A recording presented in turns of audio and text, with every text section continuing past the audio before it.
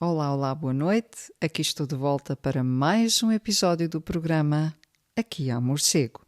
Eu sou a Maria Antonieta Campos. Bem-vindos ao Contém Livros. Convido-te a acompanhares-me nos próximos minutos, voando juntos, em vórtice, por entre páginas e palavras e deixar-te envolver neste universo literário.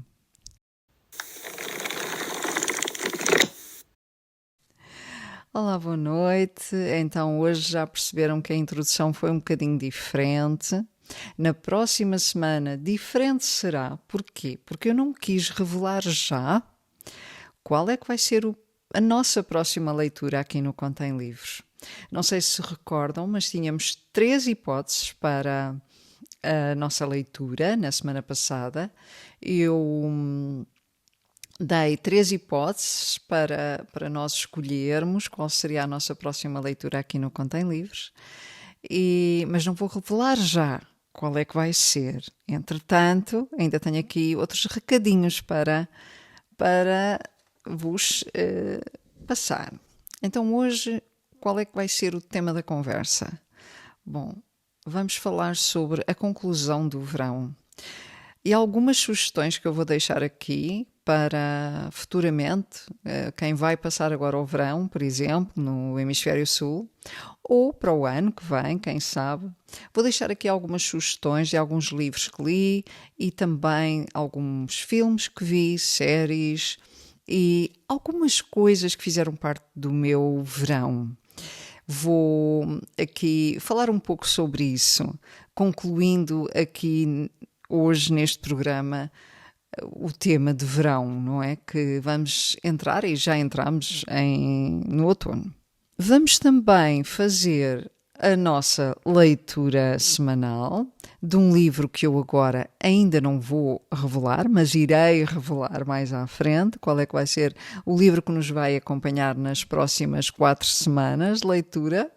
E vamos ter um momento aconchegante com o nosso chá. Já tenho aqui o meu chazinho comigo, está quentinho, é um chazinho de camomila.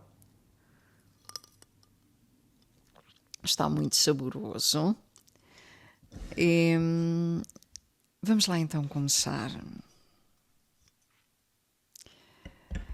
Não sei como é que vocês por aí têm estado, se já estão a trabalhar, se ainda estão de férias. Enfim, há muita coisa a acontecer agora no mês de setembro, não é? Aqui volta-se lentamente, com calma, às novas rotinas. E uma delas foi começar a fazer uma limpeza de outono, porque estava mesmo a precisar aqui em casa. Então comecei pela cozinha, já estou há 3 dias na cozinha. Ainda vou estar mais tempo, porque ainda só limpei e organizei uma parte da cozinha, portanto, ainda falta, não é? E estou-me a preparar também para o outono que aí vem, mas antes disso ainda me estou a despedir do verão. E é sobre o verão que eu hoje também venho falar aqui um pouco, antes da nossa leitura.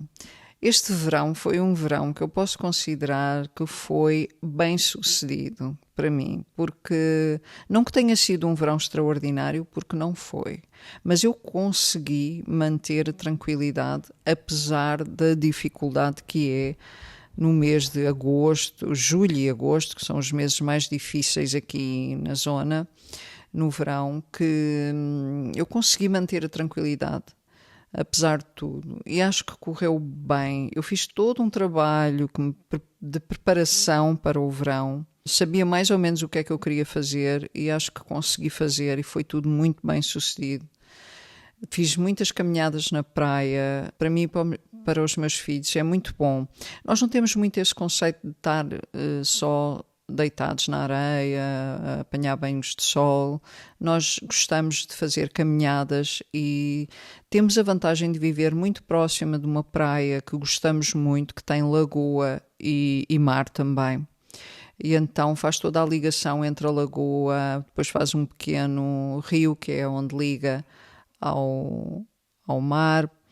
E é uma praia que nós gostamos bastante, muito bonita. e então nós conseguimos fazer umas boas caminhadas da lagoa até ao mar e voltar.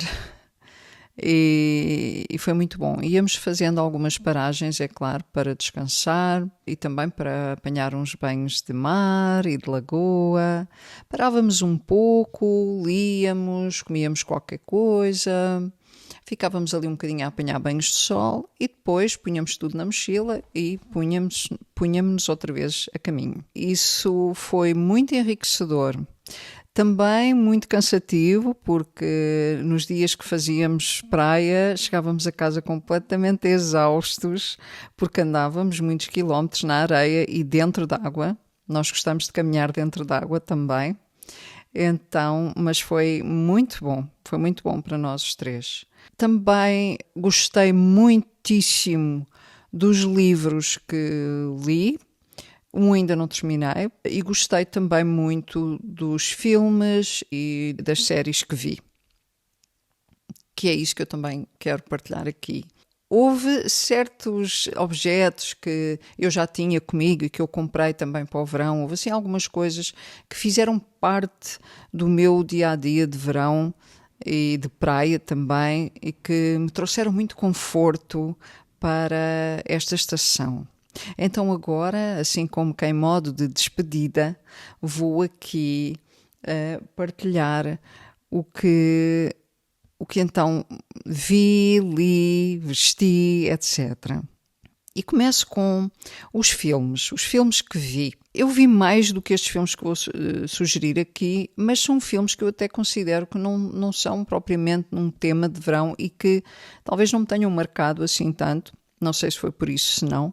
Mas eu vou aqui então começar pela A Mulher da Areia de Hiroshi Tachigahara. Como eu já tinha falado num vídeo anterior, este filme é baseado no livro A Mulher da Areia de Kobo Abe.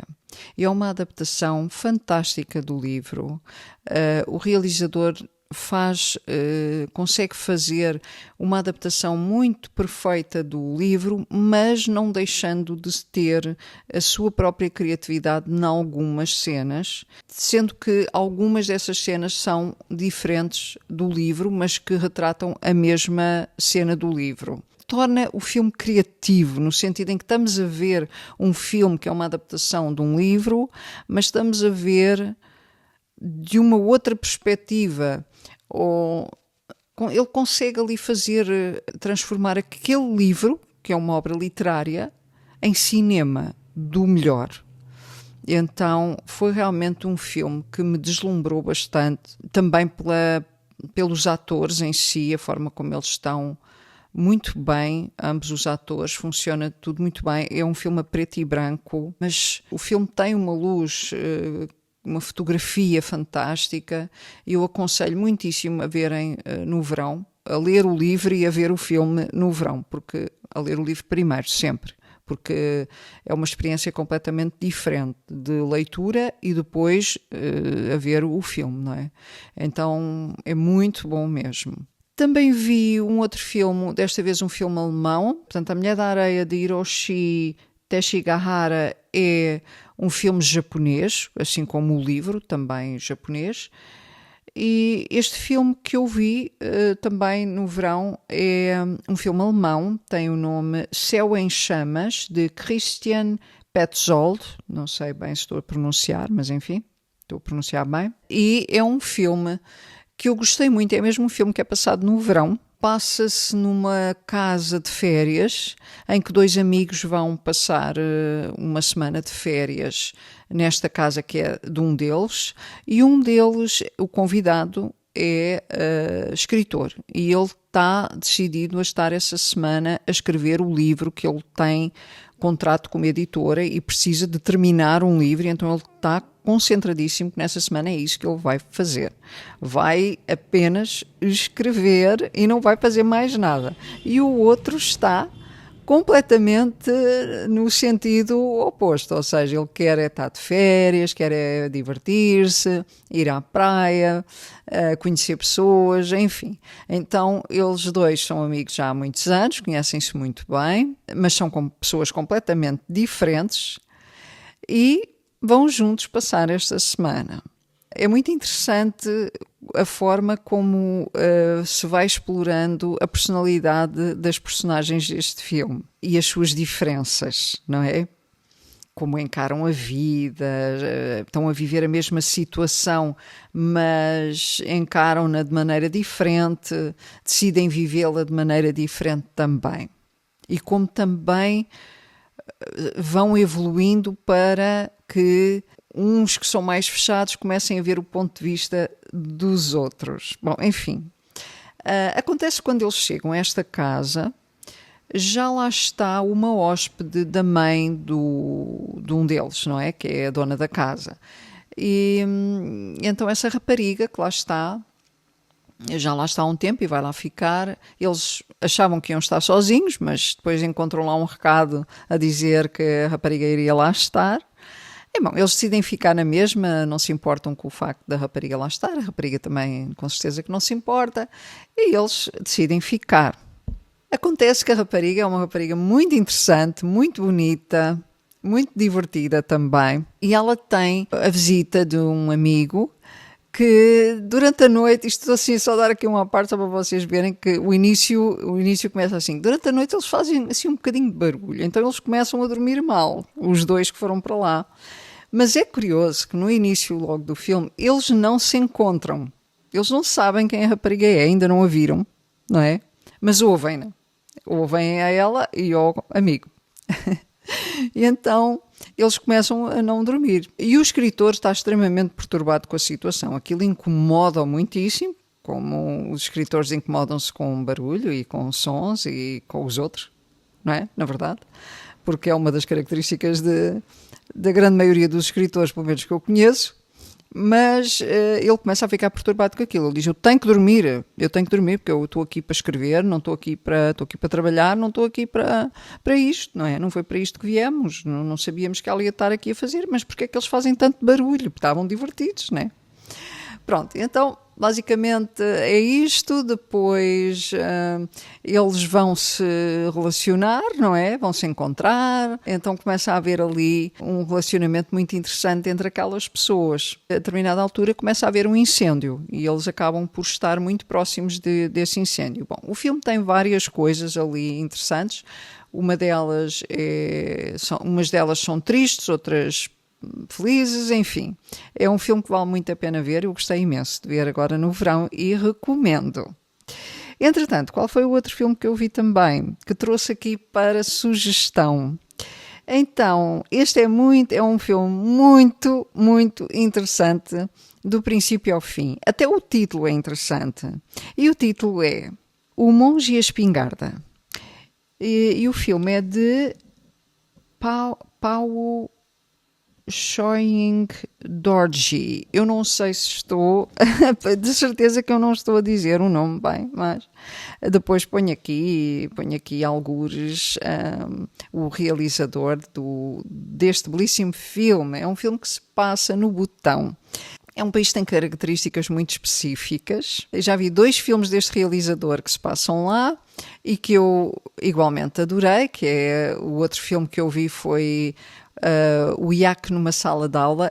Aconselho, eu vou pôr aqui em algures a informação das capas dos filmes e creio que qualquer pessoa que veja esse filme vai adorar e ficar com muita vontade de ir conhecer o Butão. Particularmente esta aldeia onde se passa o filme O Iac numa sala de aula, mas esse filme aconselho para o outono. Não, acho que é mais adequado para o outono. Entretanto, este filme, fiquei logo a pensar assim, um monge e a espingarda, o que é que será que isto significa? E essa pergunta fica-nos ao longo do filme. Na verdade, nós só vamos saber o que é que isso significa no fim do filme. E isso é muito interessante. O que é que acontece? Acontece que o rei do Butão decidiu abdicar do trono para que os habitantes do Butão tivessem o direito de viver numa democracia e que aprendessem então a viver numa democracia, sempre com o sentido de fazer com que o Butão evolua cada vez mais e se aproxime mais dos países evoluídos. Então ele decide, o governo do Butão responsável por esta mudança também, decide ajudar as pessoas a compreenderem o que significa viverem numa democracia. Quais são os seus direitos, quais são os seus deveres, etc.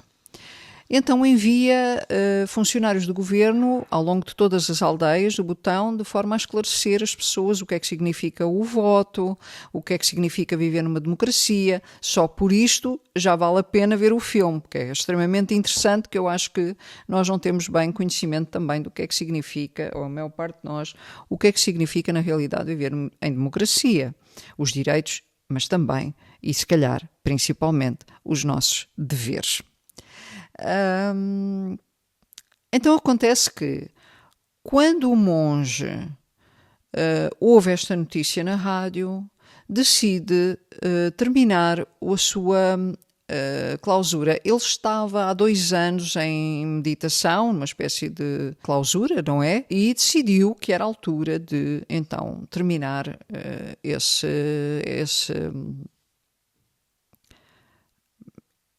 clausura, não sei como dizer melhor.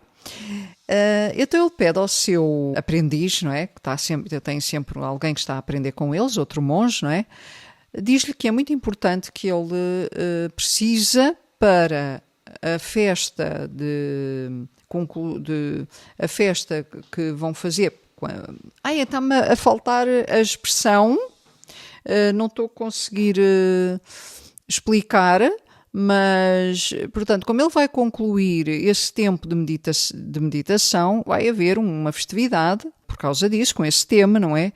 E ele diz que precisa de 2 armas. É muito importante.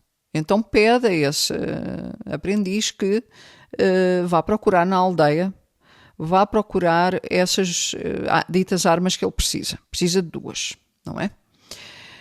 Então nós ficamos logo assim, mas o que é que... bom, porque será que ele quer as armas, não é? E então o rapaz vai à procura, vai perguntar às pessoas, vai de porta em porta perguntar se têm umas armas e tal. Ele lá encontra uma arma, pronto, isto não é suspense, ele encontra lá uma arma, pelo menos.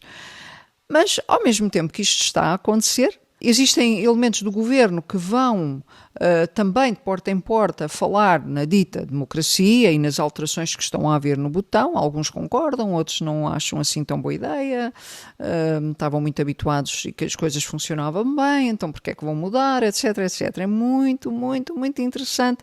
Todos estes diálogos, toda a forma de vida daqueles habitantes, temos tanto para aprender com este filme. Ao mesmo tempo que tudo isto acontece, vem um visitante, um turista americano, que é negociante de armas, precisamente. Ele anda em busca de uma arma específica, que é muito valiosa, muito antiga, e que ele crê que esteja ali naquela aldeia, no Butão. Então ele vai em busca dessa dita arma para comprar. E está disposto a tudo. Bom, isto envolve aqui várias situações que não diria polémicas, que se calhar para qualquer outra cultura seriam polémicas. Não sei se este termo polémico será o mais adequado, mas convido-vos a verem este filme, a tirarem as vossas próprias conclusões. E outra coisa que eu vou dizer aqui assim só sobre este filme que eu senti também, é que faz-nos ver como é que nós pensamos sobre aquilo que estamos a assistir. Quais são os nossos pensamentos? O que é que nós, ao longo do filme inteiro, vamos pensando? O que é que aquele monge vai fazer com aquela espingarda? Eu acho que isso diz muito de nós também, do observador, não é? Então, recomendo muito que vejam este filme, O Monge e a Espingarda.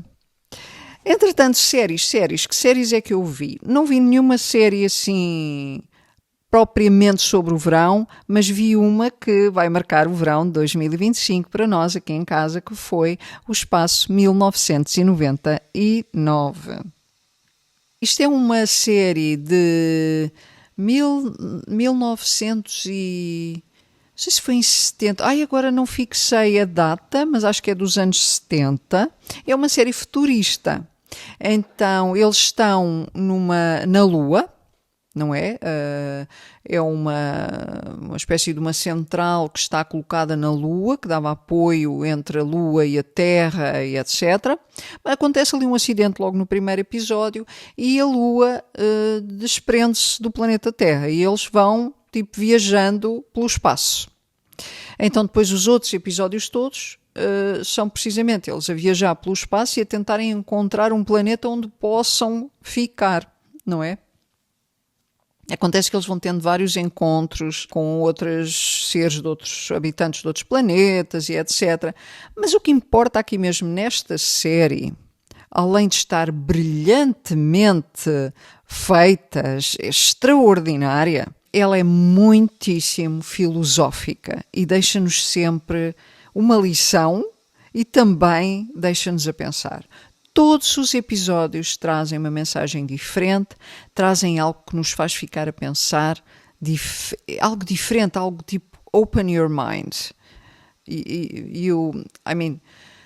Ficamos com a mente aberta e é realmente uma das melhores séries que eu já vi por causa disso. Então, eu vou deixar o link na descrição deste vídeo, todos os links onde podem ver estes filmes e também onde podem ver esta série. Esta série está disponível aqui no YouTube, com legendas em português, está a série toda, e eu vou deixar o link para vocês poderem ver aqui na descrição do vídeo. Livros, vocês também já sabem que livros é que eu li no verão. Eu li A Mulher da Areia, de Kobo Abe, e estou a ler o Para Sempre, de Virgílio Ferreira, que são dois livros fantásticos para se ler no verão, principalmente em agosto. Ambos começam em agosto. Enfim, este vídeo já está longo, eu achei que ele ia ficar um bocadinho mais pequenino, mas vamos continuar na mesma, porque eu estou animada para falar sobre estas coisas. Eu acho que isto é uma conclusão de verão que eu acho muito cozy, não é? Esta entrada aqui no outono com este podcast sobre as minhas coisinhas de verão. Ainda não sei como vou chamar este podcast. Provavelmente vou chamar podcast. Bom, então, falta-me falar sobre hábitos e coisas que fizeram o meu verão mais confortável e mais fácil de sobreviver a. Então, uma das coisas que foi muito marcante para nós neste verão foi a limonada. A limonada trouxe-nos momentos muito agradáveis a qualquer hora do dia e refrescou-nos muito neste verão escaldante que nós tivemos, que foi um verão extremamente quente aqui em Portugal. Então eu fazia limonada logo de manhã, ficava bem fresquinha, e nós logo de manhã bebíamos um copo, mesmo sem estar fresquinha, e ficavam tão saborosas as limonadas. Cheguei inclusivamente a fazer gelado de limonada, e fica delicioso, experimentem, fica delicioso.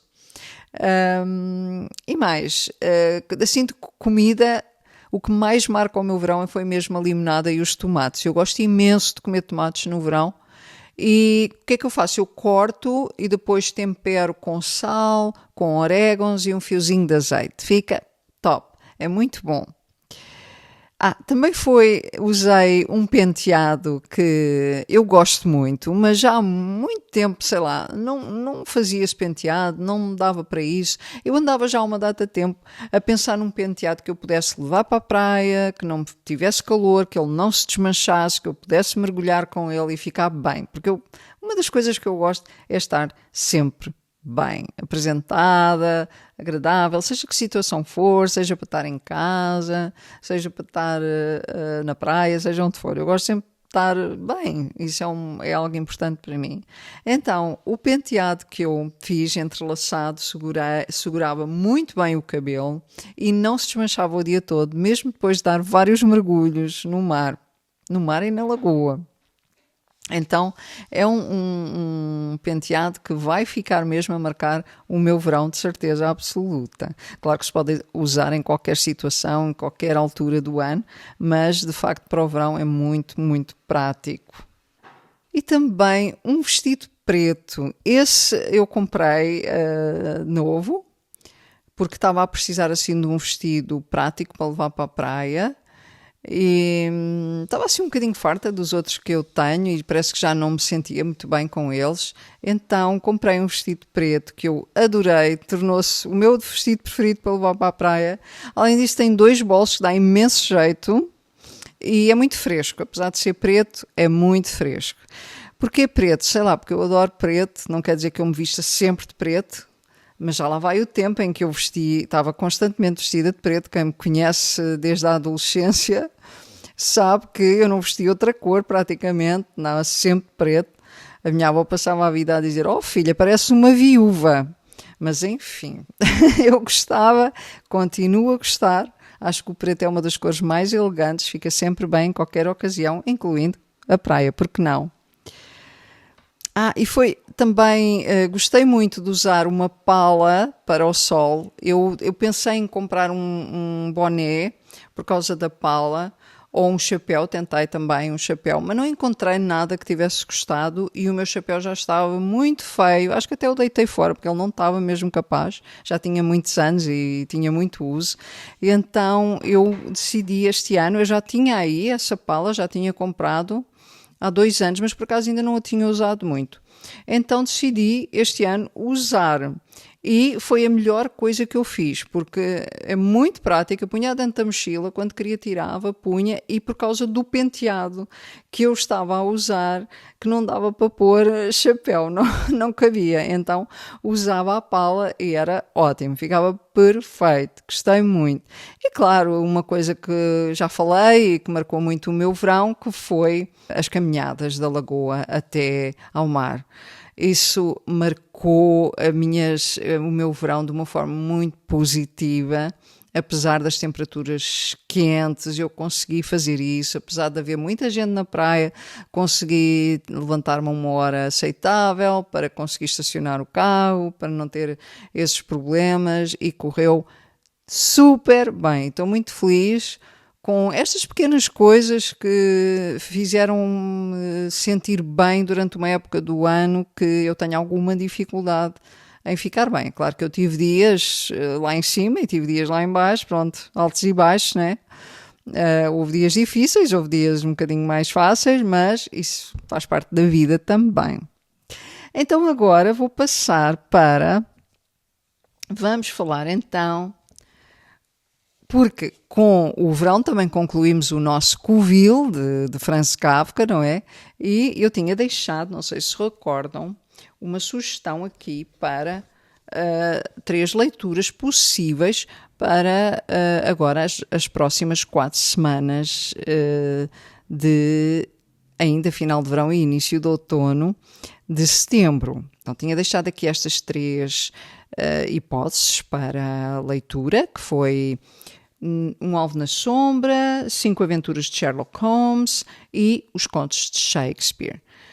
Entretanto, tive aqui algumas respostas, algumas sugestões.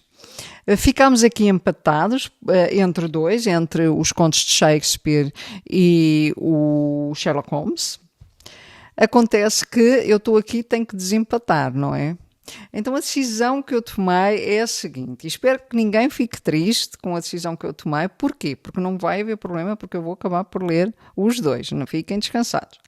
Então, a nossa próxima leitura vai ser Shakespeare. E qual foi o conto que eu escolhi para lermos aqui de Shakespeare? O Otelo. Porque é um conto que eu gosto muito e que eu li recentemente, falei aqui no vlog, então não sei se tiveram a oportunidade de ler. Se não tiveram, vamos ler agora.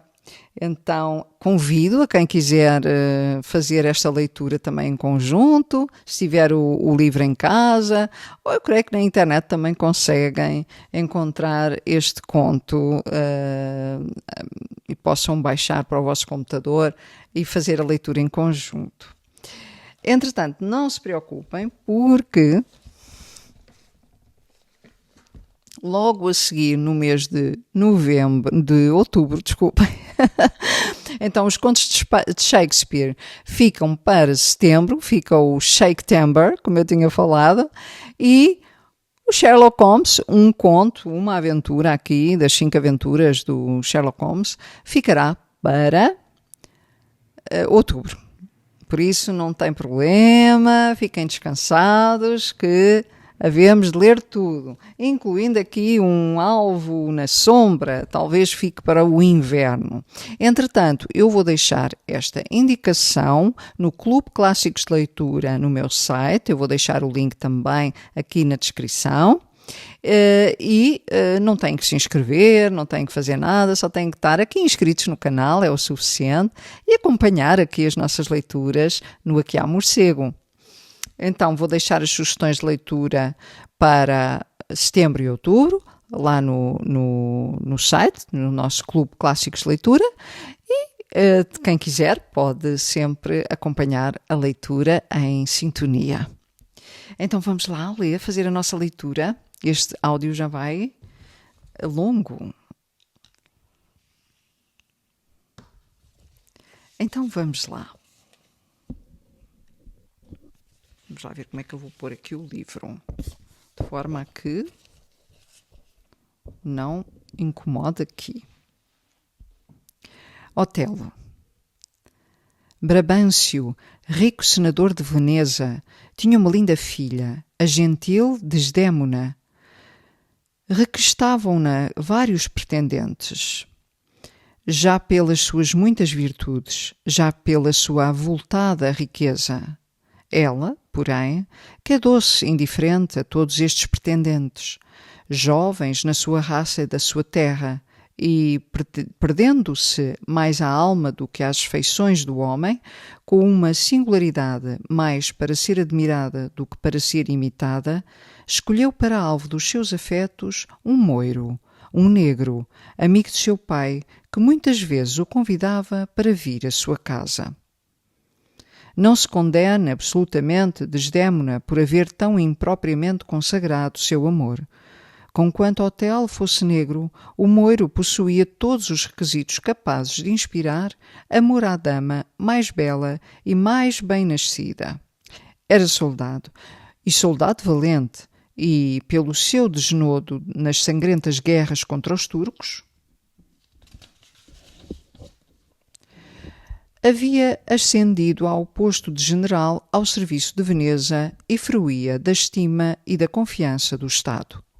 Tinha viajado e Desdémona, como todas as senhoras, gostava de o ouvir narrar as suas aventuras, batalhas, sítios e reencontros em que conseguira escapar à morte iminente, o seu aprisionamento pelo inimigo insolente, que o vendeu como escravo e evocava com ardor a audácia com que lograva evadir-se de situação tão degradante.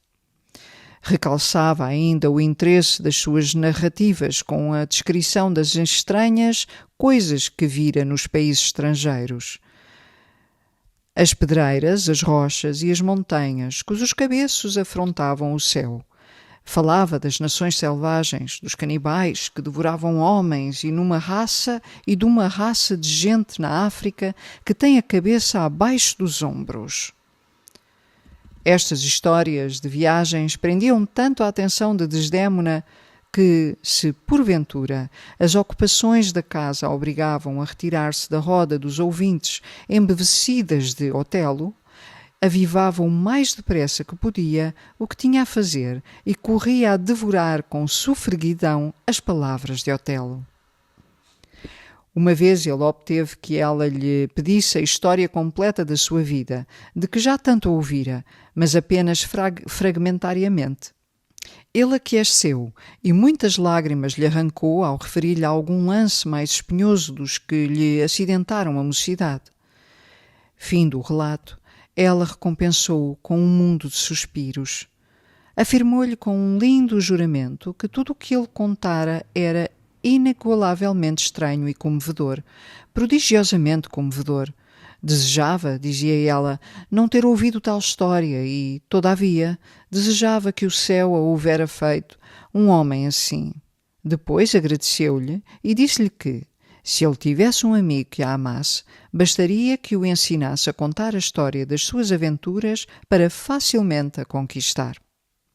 Ante tal insinuação, proferida com mais franqueza do que modéstia e acompanhada de uns certos ademanes enfeitiçantes e de uns rubores que Otelo não podia deixar de compreender, ele falou mais abertamente do seu amor e, nesta áurea oportunidade, obteve o consentimento da generosa senhora Desdémona a casar com ele secretamente.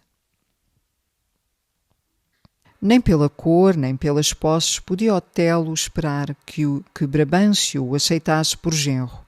Havia deixado sua filha livre de escolher quem para marido melhor lhe aprouvesse, mas pensava que, como era norma habitual das senhoras nobres de Veneza, ela, dentro em pouco, escolheria marido de categoria senatorial ou doirada opulência. Enganava-se, porém. Desdémona amava o moiro, apesar de negro, e dedicara o seu coração e sua vida à bravura e aos seus impertérritos predicados.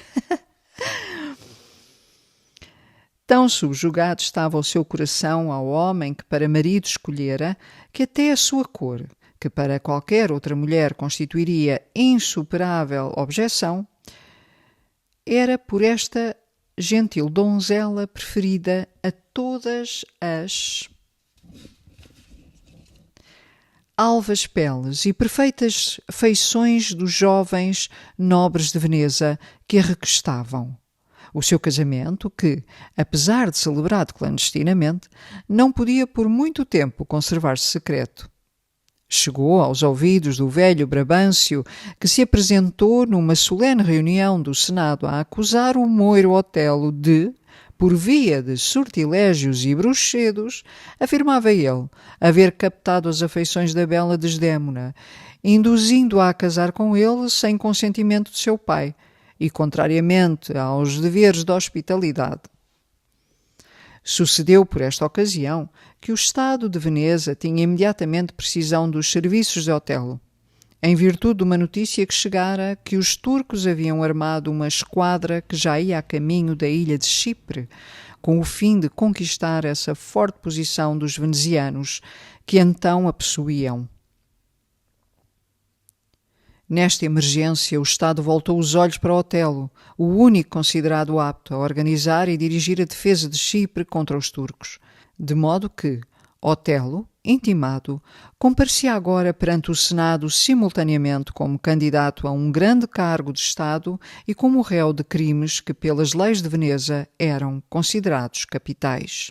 A idade e a dignidade senatorial de Brabâncio impunham-se àquela grave assembleia que o ouvia com a mais recolhida atenção.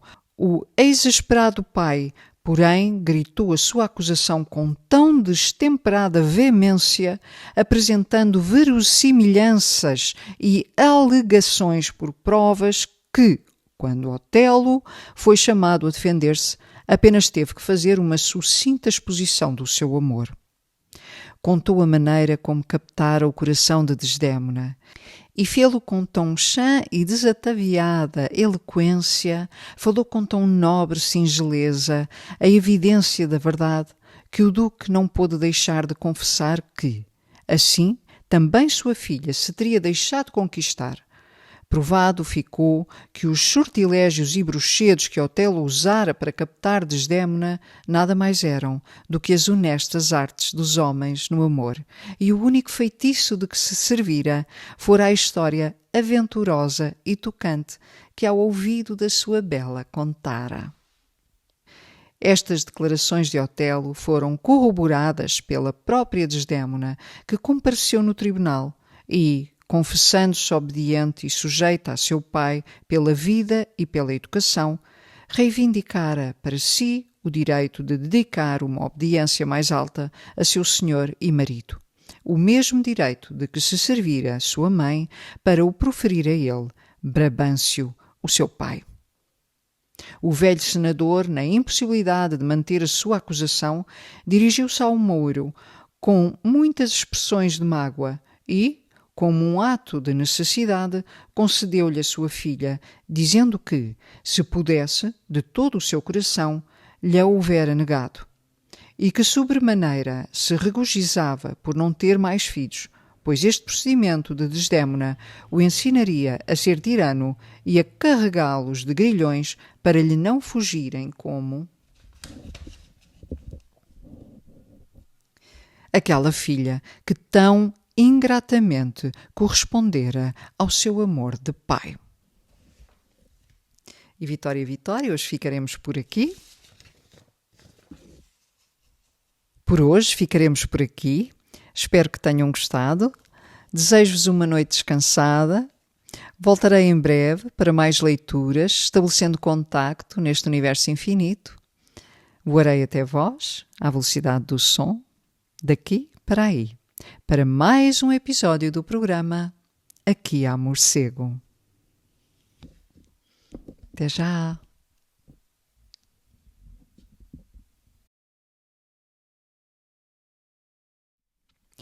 Olá, olá, boa noite.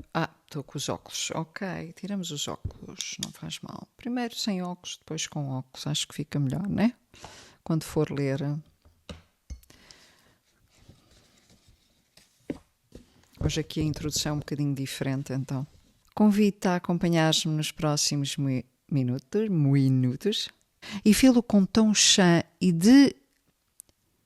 desataviada. Estas declarações de Otelo foram corroboradas. Desejo-vos uma noite descansada. Voltarei em breve para mais... O que é que se passa? Vamos do princípio, vá. Aqui há morcego.